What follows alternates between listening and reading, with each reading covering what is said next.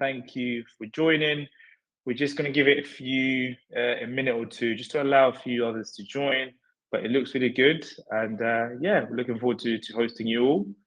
As a starting point, of course, thank you all for joining, and great to have you all with us on our webinar hosted by NeuReality. Delighted to be joined by Idol Kadeem, who's the field CTO at NeuReality. Today's webinar, he's going to be taking us through, today's session, he's going to be taking us through unmasking AI's hidden culprit. We're going to take a deep dive into the hidden costs and inefficiencies in current AI data centers. So if you have any further questions, feel free to drop them in the chat. Me and Ido are happy to sort of go through them towards the end. But without wasting much more time, happy to sort of hand over to you, Ido, and yeah, to take us through the session. Thank you. Hi, everyone. Thank you for the introduction, Albert. Let's jump right in.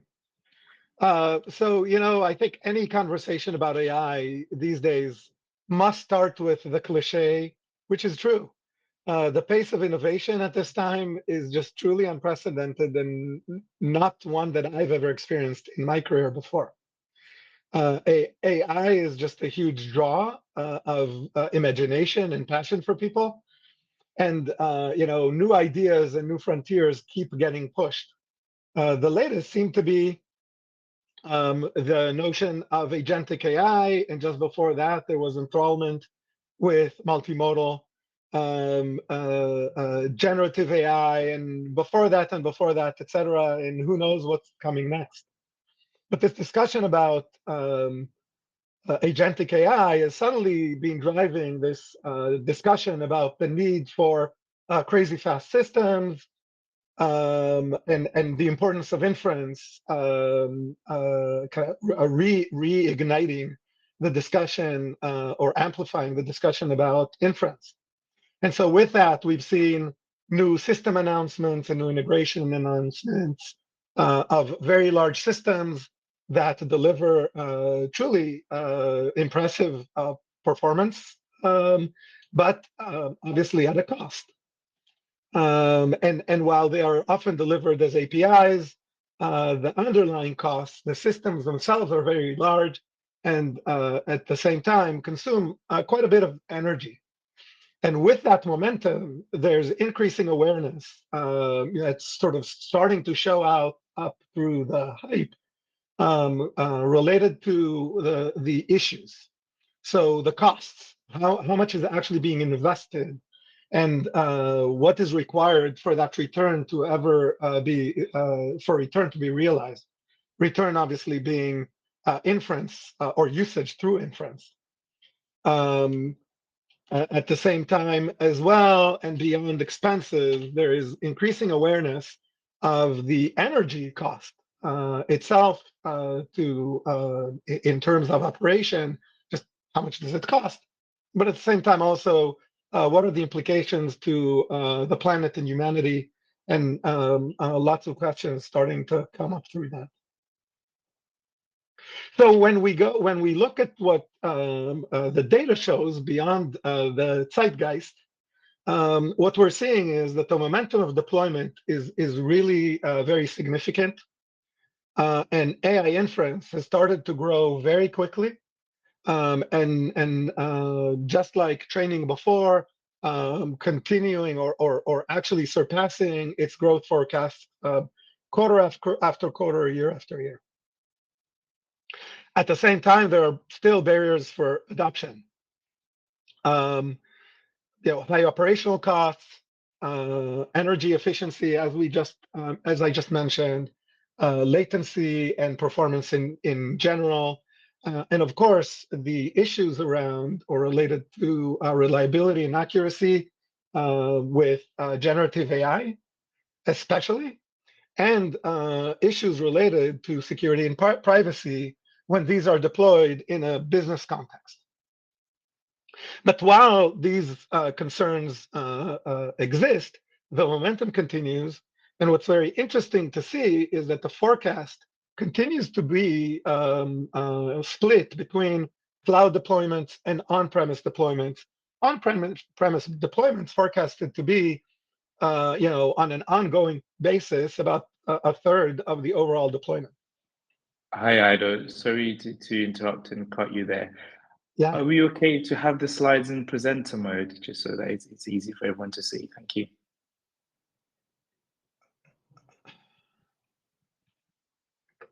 Is this better? Sorry. We can see it much clearer now. Oh, definitely. I'm sorry for that. Thank you. But let me then just.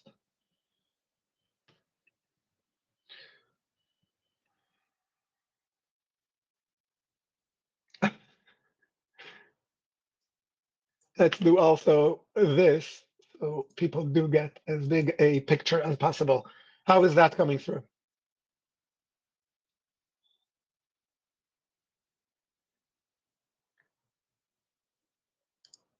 Okay, so let's continue.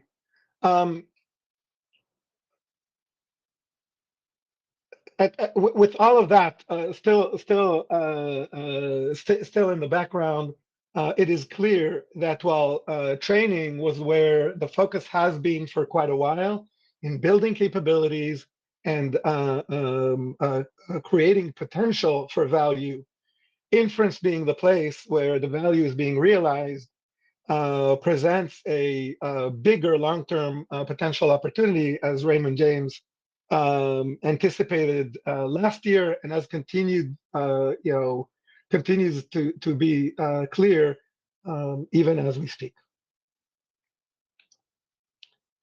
If we look back, this innovation has happened in a number of phases.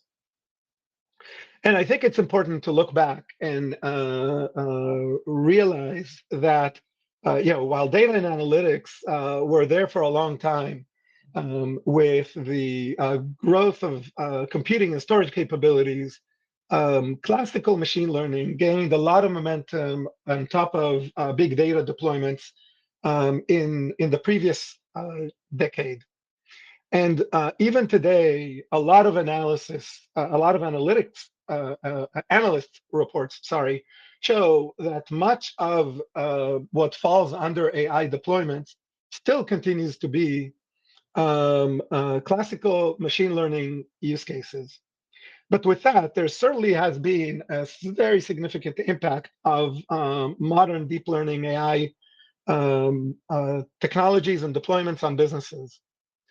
With the era of deep learning really coming to the fore from academia and theory into the business world. After the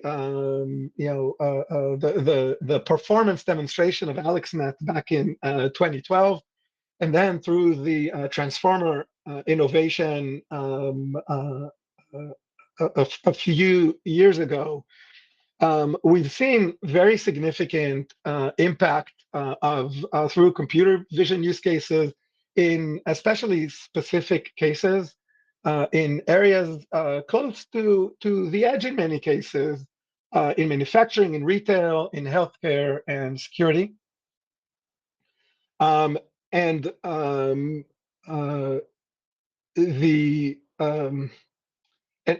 of course, with text-related and then with text-related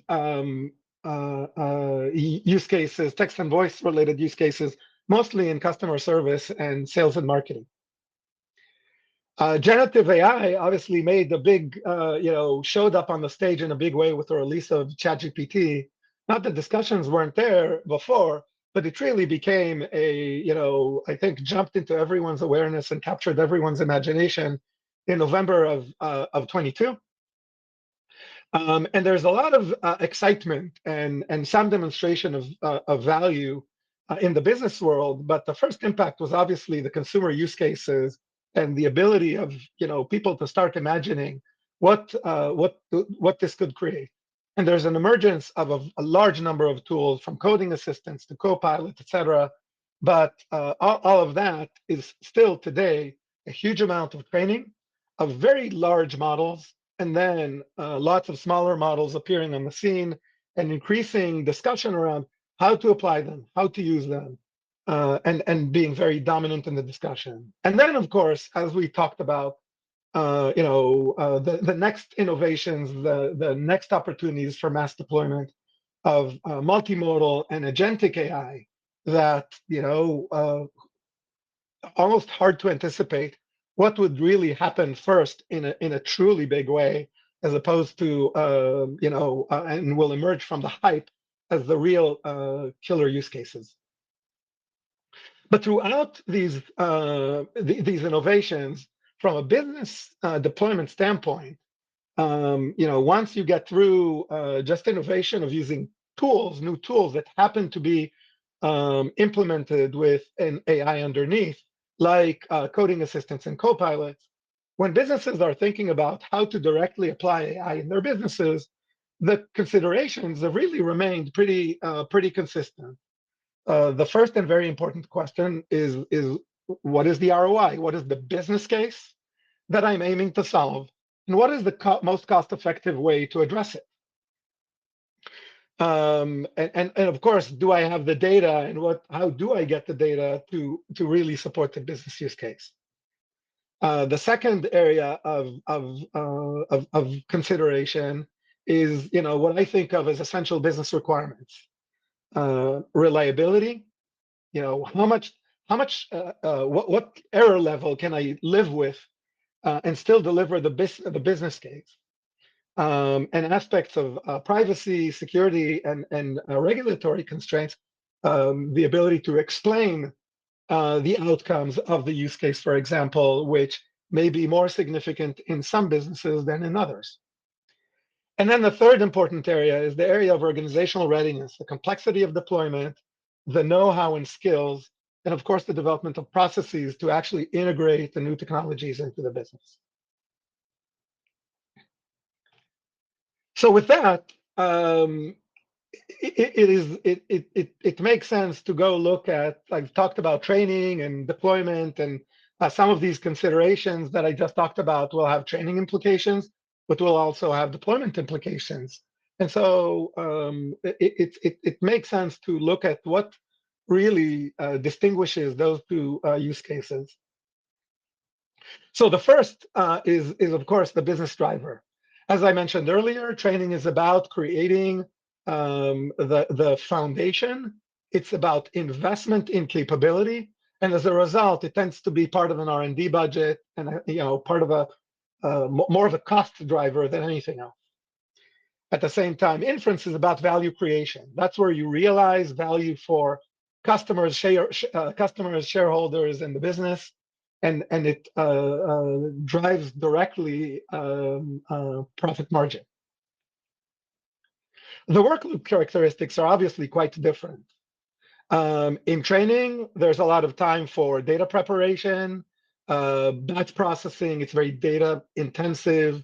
The time constraints are fairly loose in the sense that the workflow is staggered. First, you collect the data and prepare it, and then you batch it through the system until the model achieves its goals in terms of delivering the accuracy that is required, and then ultimately it starts shifting towards deployment.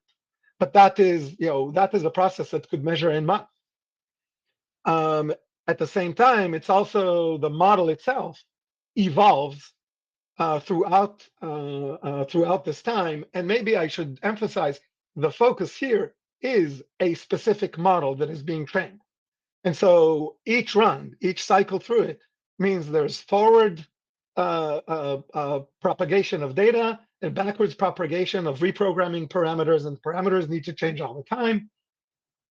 And so that drives much more complexity in terms of networking and the size of infrastructure that is required, which grows exponentially with the size of the model. By contrast, in inference, we're talking about different use cases. Some are real-time, some can be batched. Typically, there is a time sensitivity to some level, be it machine real-time, human real-time interactivity, or just time to deliver the outcomes to enable decisions that support the business. Time constraints are use case dependent, and the models tend to be, one, not an individual model, but integrated into a business application. Frequently, it's an ensemble of models and data processing stages that only undergoes occasional refresh of the model itself. When you retune or fine-tune models through your operational validation process and making sure to stay up to date to avoid drifts or to fix drifts on the model, etc. But that enables deploying same use cases in ways that are more cost-effective from an infrastructure perspective. And so the infrastructure implications are training is really focused on precision, masked parallelism, very large and complex network, the bigger the model is, and specialized storage to provide this massive amount of data very quickly to the processing cluster. Whereas in inference, accuracy and cost can be played against each other as a trade-off. You can pick different enumeration systems to lower your cost and improve performance. The scale can be modified to meet the use case KPI in terms of performance, for example, or cost to the business. Same with the hardware configuration in terms of network, etc. And the storage can be typically your business storage that you're using for your business applications. So lots of different considerations for the infrastructure itself when it comes to deploying AI as opposed to training for AI.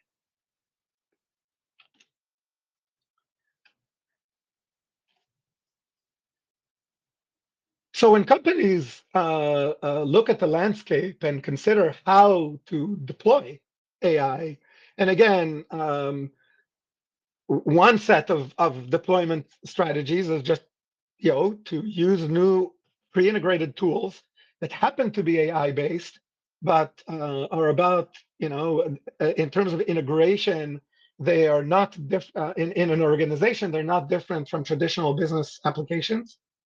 Versus developing your own AI applications. So focusing on that latter case, there are a number of different options that people can choose.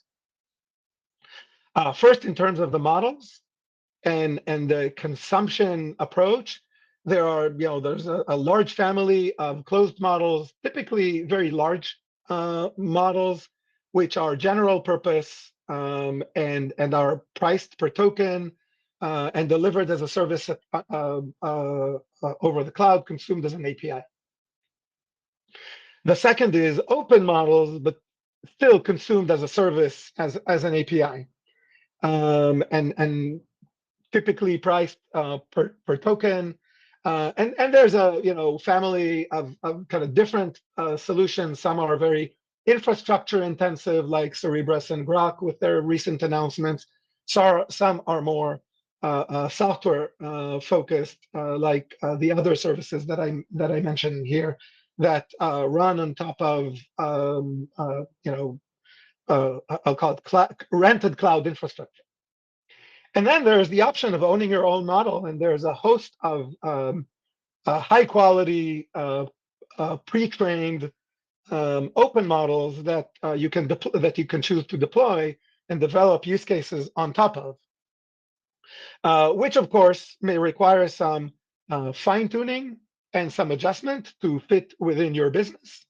And so perhaps the complexity is greater, but those are available to deliver. And then whether you consume them as a service or consume them in a different manner becomes more of a technical question than a business question. When you come to make decisions in those cases, there are obviously lots of considerations, but worth highlighting mainly, I think, three domains. One is the model size, where the two main sides of the trade-off are perceived, at least, accuracy and general purpose. These huge models are trained on a huge amount of data. At the same time, much of that data is probably not useful for the business case you're trying to solve.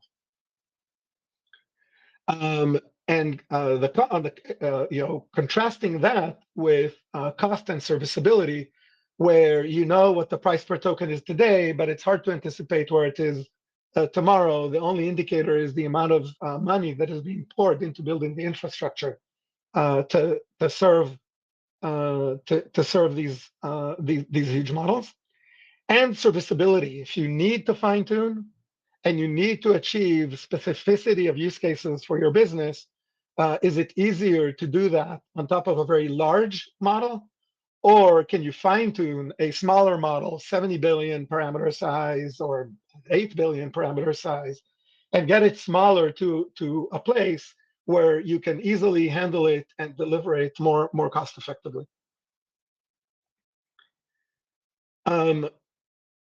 The other area of domain is, do you want to consume it as a service from the cloud, or do you want to own it? Again, regardless of technically how it is delivered. Consuming as an API drives significant ease of use, obviously, and the business model is an OpEx business model, pure OpEx, which may be an important consideration for, actually is for many businesses. But there again, cost control and data sovereignty, controlling the data itself, privacy, security, compliance, all of these other dimensions that potentially contrast with putting all of your data in a third party or through a third party. And then, obviously, it's really important when you think about deployment to think of the complete solution. It's not just a model question. The model is then just a component in a solution. And then oftentimes, AI solutions, as I mentioned before, are ensemble pipelines. They're integrated into other business applications typically. And so thinking about the complete solution is crucial when making those decisions. What really fits best with all of the pieces of the model versus just focusing on the large language model.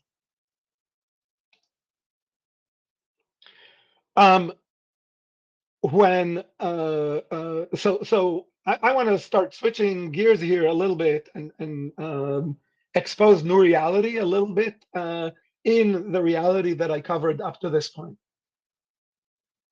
So when starting NeuReality, the founders, our CEO Moshe and Tzvika and Yossi, his co-founders, what they saw as an evolution, and I think what is largely being demonstrated in the market, is that due to the fact that AI inference is often integrated with the business application, the first form of deployment on the left here is in a monolithic fashion within the business application on the same infrastructure.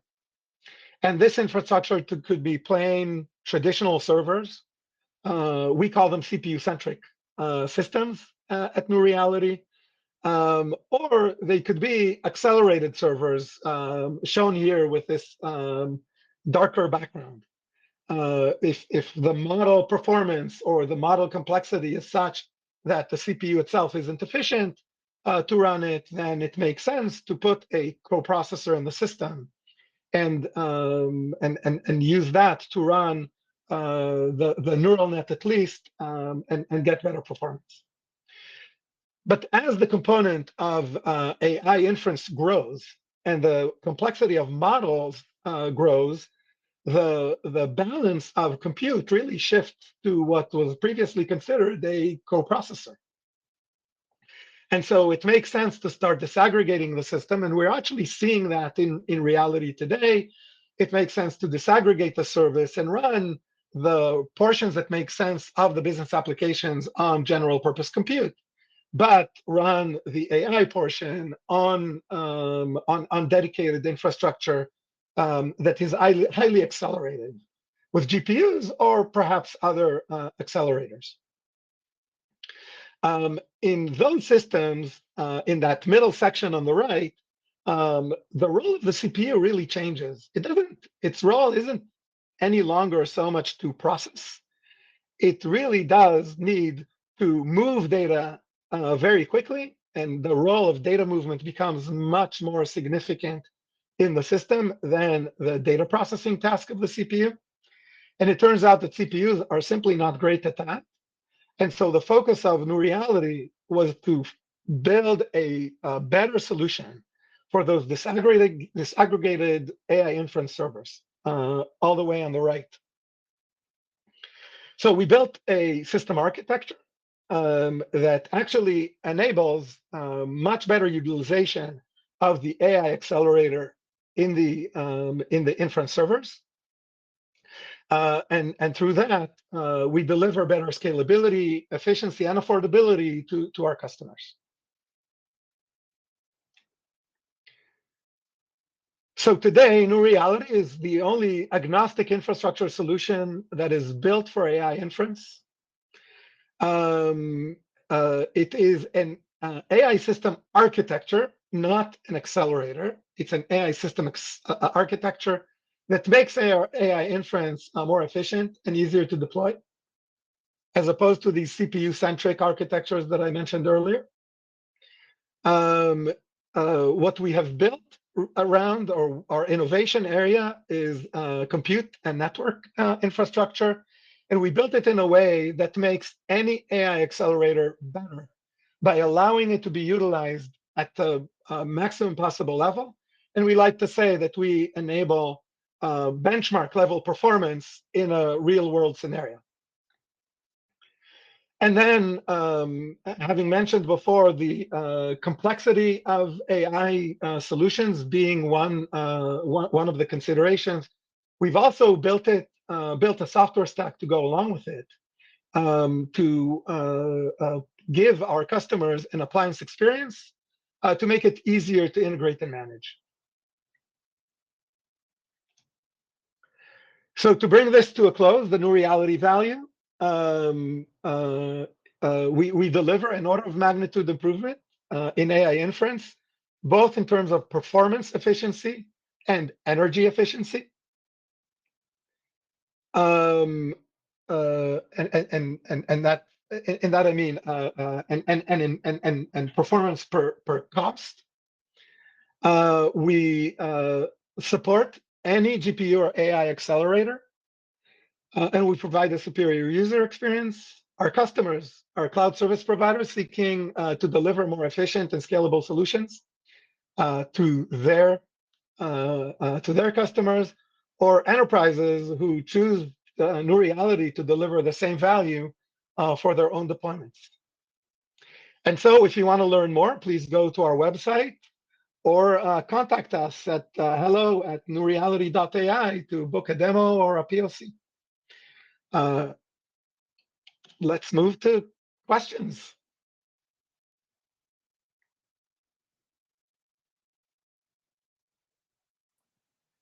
Hi, Ido. Thank you very much for such an insightful presentation.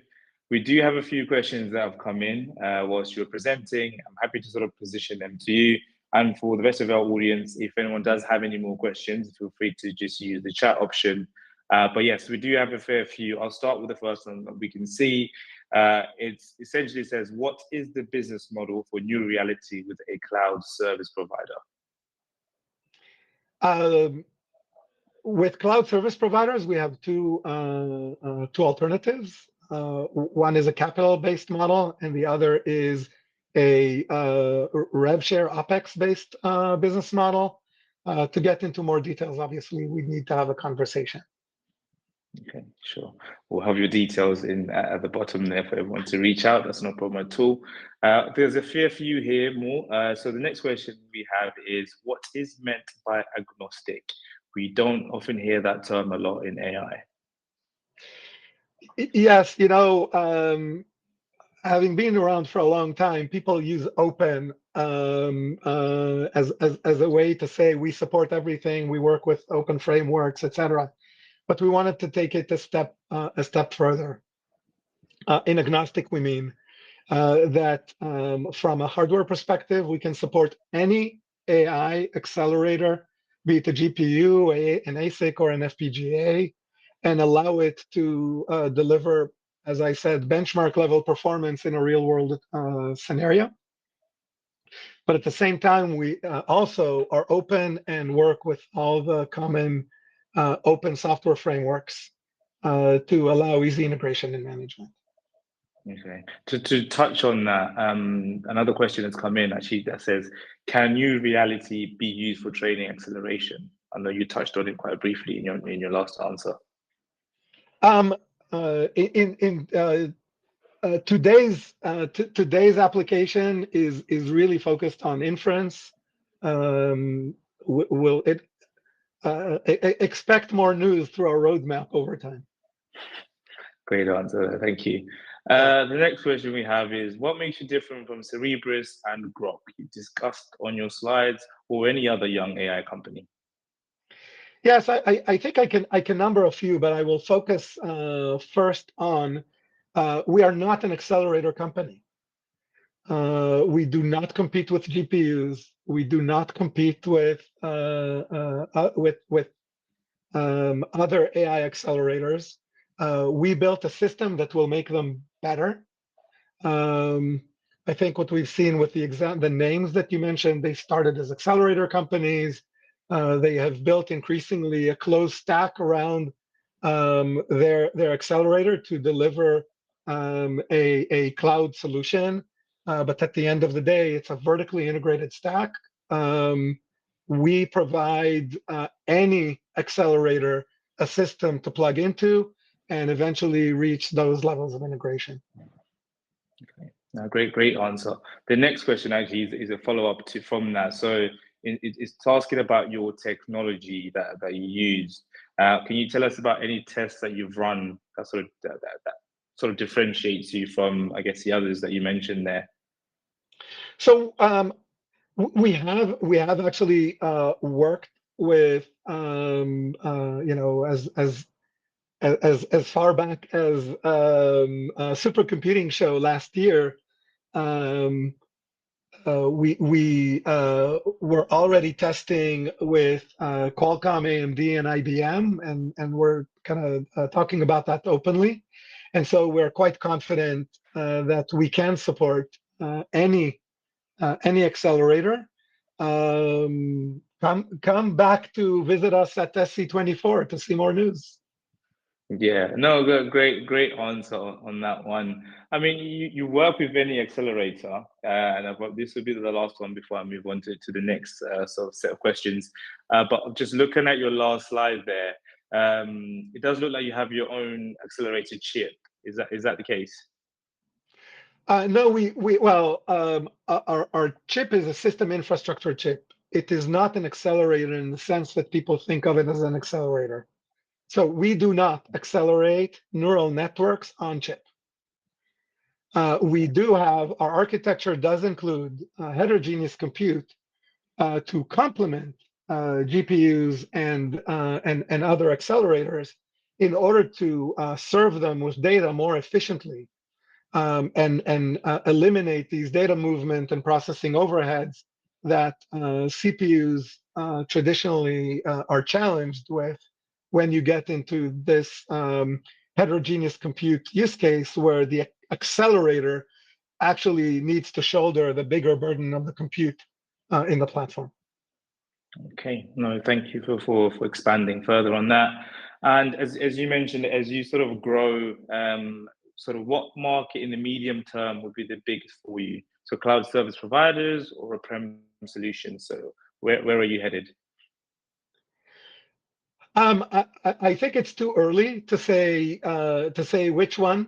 We're engaged in both, and we have customers testing the platform in both. And so I think it's too early to say which will be bigger. I think each has their own unique challenges that support theory while they will be bigger, and so I will reserve judgment on that to see how the market evolves for us. But we are absolutely engaged in both markets with customers and use cases in both markets. Okay. So yeah, great responses there, and we pretty much covered most of the questions. For our audience, the slides and the presentation will be available afterwards. Happy to share that across. But it's been a great presentation, great webinar, and very insightful. And yeah, thank you all for joining. And Ado, happy for you to close off before we wrap up as well. So I'd like to thank everyone for attending and the truly great questions. Would love to continue the interaction. You can find me on LinkedIn. That's super easy. Or just, as I mentioned earlier, call us at, contact us at hello@NeuReality.ai. We're happy to continue the conversation with folks wanting to know about our architecture, and of course, to engage in demos and POCs. And with that, I thank you, everyone.